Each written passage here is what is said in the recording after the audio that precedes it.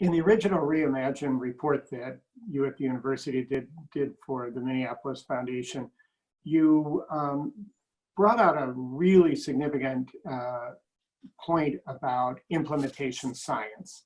And as someone who's not a professional in this, it was a really great insight to me, because so often we have these conversations about some good idea or great learning strategy in this classroom, and we ask that question, why can't everyone do it? And getting these things to scale is one of the huge issues we have.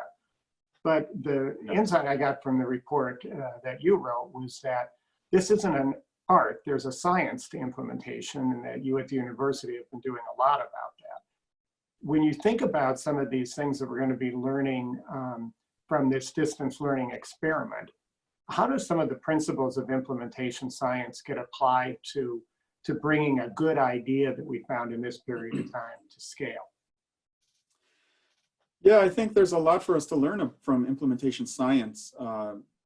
Two big messages that I try to continually reinforce are that this kind of work, especially around education equity work has to be actively maintained.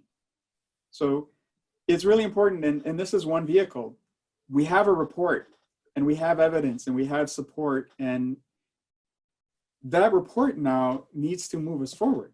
That has to be actively managed. And one important tool for actively managing educational equity plans and goals is to have a team that is dedicated to that, so that it's not on a single person, and that it's a shared effort. And that team has to represent at least a couple of the really key stakeholders. And so another thing that I've been trying to think about and encourage schools and communities to really take to heart is to bridge these two principles of implementation science and student voice.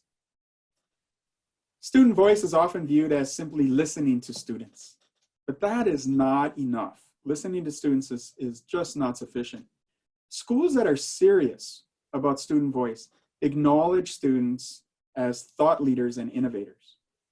They see students as partners in decision-making, and they employ students as implementation agents.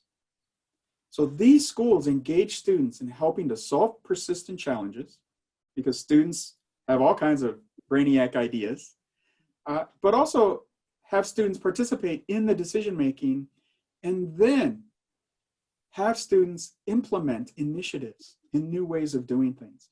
And when students are engaged in implementation, oftentimes we see more progress, because students typically have more invested in that implementation and the outcome.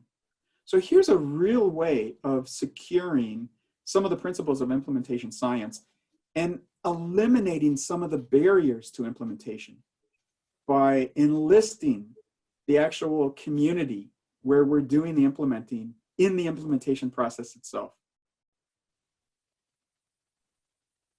I understand one example of that is in Minneapolis schools. Eric Moore, who leads research and evaluation there, as well as academics, has enlisted families to be part of the data collection, which is a very different experience than having someone swoop in from another community and say, hey, we want to study you. Right. And there's a growing field around that approach called, it could be youth participatory action research. It could be community action research, teacher action research. When participants of the community where we're doing research actually participates in the research. This is the same kind of principle of parents being directly engaged in learning activities.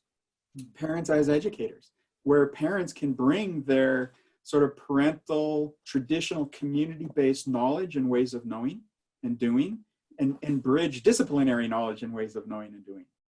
We can do this not only in teaching, but we can do it in research, and we can do it in intervention discovery, intervention planning, and intervention implementation.